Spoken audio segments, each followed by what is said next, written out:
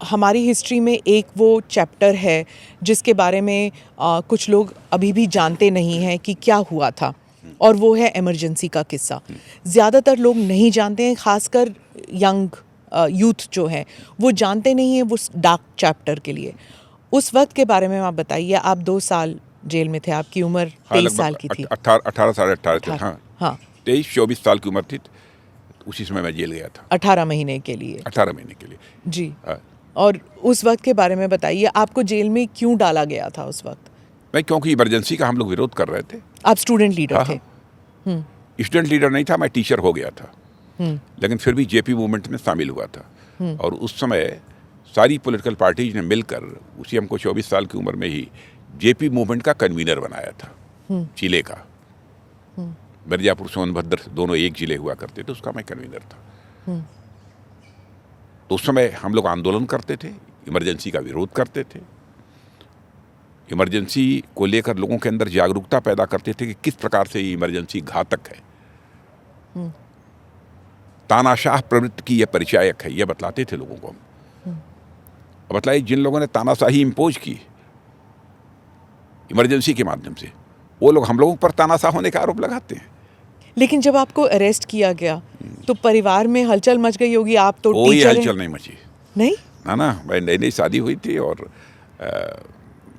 मैं घर पर ही लौटा था दिन भर काम वाम करने के बाद। आए लोग, बतलाया कि नीचे पुलिस फोर्स आई हुई है, आपको पूछना है। मैंने कहा बुला लो इंस्पेक्टर वगैरह, डिप्टी एसपी वगैरह को। आ गए, कहे साहब आपका वारंट है। मैंने कहा बैठो आप लोग, मैं भी स्नान कर लेता हूँ। और उन लोगों के लिए भी मैंने कह दिया चाय वगैरह की व्यवस्था करो। फिर गाड़ी लेकर आए थे, गाड़ी में बैठे चले गए। रात को 11 साढ़े 11 बजे या 12 रात के रहे होंगे, जेल चला गया।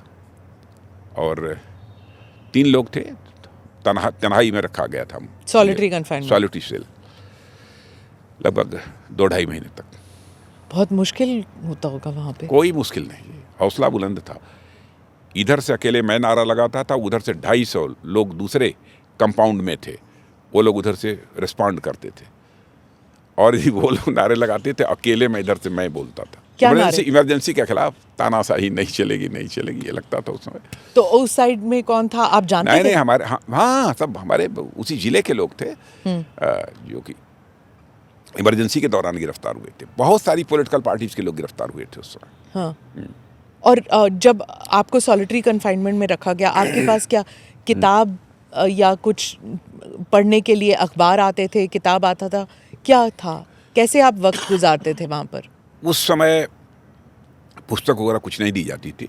एक पीतल का तसला होता था, उसी में दाल दी जाती थी और वैसे ही हाथ पर रोटी दी जाती थी। और तो लेकर हम लोग कुछ दिनों तक, जब तक था मैं वहाँ सॉलिटरी सेल में, उस समय तक हम लोग खाते थे। हाँ। और कुछ समय के लिए हम लोग को बाहर भी निकालते थे, रात को फिर बंद कर देते थे उसमें, सॉलिटरी सेल में। माने वो कंपाउंड था, उसमें और कोई नहीं था, हम 3 लोग थे। लेकिन वो लोग भी मुझसे पहले ही छूट गए थे। पर आपको 2 साल तक क्यों रखा? मतलब लोग वहाँ से सेंट्रल जेल 90 मुझे ट्रांसफ़र कर दिया गया। हाँ, जहाँ पे पंडित जी भी थे वहाँ पे। मैं बहुत अच्छे स्वभाव का था, इसलिए रखा। हाँ, लेकिन आपके परिवार ने तो सोचा था कि आप 1 साल में बाहर निकल आएंगे या 3 महीने में बाहर निकल आएंगे। नहीं, जब डिस्ट्रिक्ट जेल मिर्ज़ापुर से मेरा ट्रांसफ़र हो रहा था सेंट्रल जेल नैनी के लिए, तो सैकड़ों पुलिस थी, प्लेटफार्म के ऊपर लेकर गए थे मुझे लोग। तो मेरी माँ वगैरह में मिलने के लिए सब आए थे, लेकिन मेरी माँ ने उस समय भी कहा था कि बेटा चाहे जो कुछ भी हो गया, माफ़ी मांग के मत आना। पुलिस के लोग रोने लगे। और आपकी माँ का निधन हुआ? वो तो इमरजेंसी जब 1 साल समाप्त होने लगी, तो हमारे एक चचेरे भाई हैं, गाजीपुर पोस्ट ग्रेजुएट कॉलेज में मैथमेटिक्स के लेक्चरर थे, तो उनसे पूछा, तो उन्होंने कहा कि भाई 1 साल हो गया, अभी अब तो आ जाएंगे। तो उन्होंने कहा कि नहीं माँ, 1 साल के लिए बढ़ गया, इमरजेंसी बढ़ गई। तो उसी समय उसके कारण जो है ब्रेन हैमरेज हो गया था। तो 27 दिन हॉस्पिटल में रही, डेथ हो गई। लेकिन मैं आ नहीं सका उसमें, मेरी रिहाई नहीं हुई, मुझे पेरोल भी नहीं दिया गया। क्रियाकर्म के लिए आपको बिल्कुल पेरोल नहीं दिया गया। मैंने अपना बाल वगैरह जो भी सिर का बनवाना था सब जेल में ही बनवाया था। क्रियाकर्म के लिए भी नहीं, आपको नहीं नहीं। भेजा? नहीं, वो लोग हम लोगों के ऊपर तानाशाही का आरोप लगाते हैं। कल्पना करिए, तो फिर किसने किया था? अपने गिरेबान पे झाँक कर नहीं देखते हैं लोग। मैं जो भाई वगैरह थे परिवार में, उन लोगों ने किया। आप मैं आखिरी नहीं बार- पहुंच पाया। आप मिल नहीं सके? 27 दिन तक हॉस्पिटल में थी ब्रेन हेमरेज होने के बाद, माता आनंदबाई हॉस्पिटल वाराणसी में, फिर भी नहीं दिया। किसने मांगा था आपके लिए रिहाई के लिए? किसी ने अपील डाली थी? नहीं, लोगों ने कोशिश की कुछ समय के लिए छोड़ दिया जाए ताकि अपनी माँ को देख ले, नहीं दिया। और जब आप बाहर आए तब?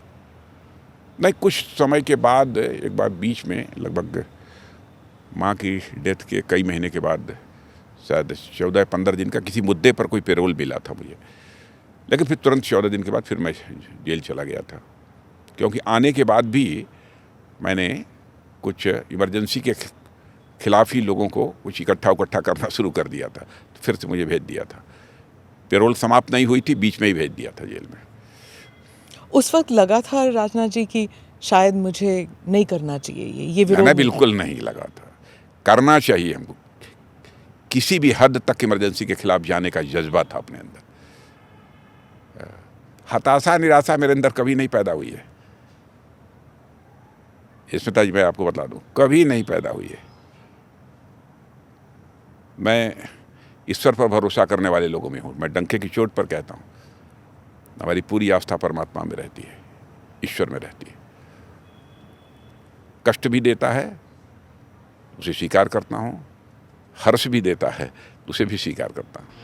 Do subscribe to the ANI Clips channel to get shorter versions of this podcast. Click here to watch the full episode.